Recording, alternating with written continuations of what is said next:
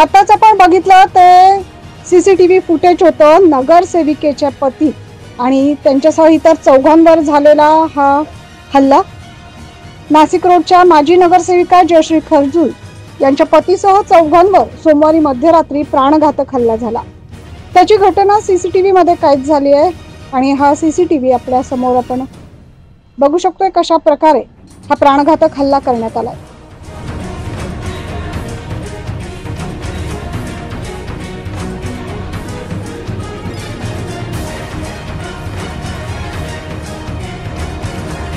वाढदिवसानिमित्त आवाज आणि गोंधळ सुरू होता।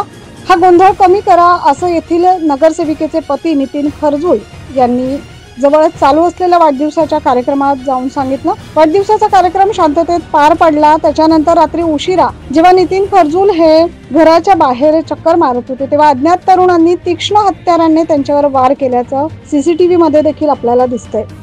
आपण हे दृश्य बघू शकताय की कशा प्रकारे हल्लेखोरांनी खरजूल यांच्यावर हल्ला केला।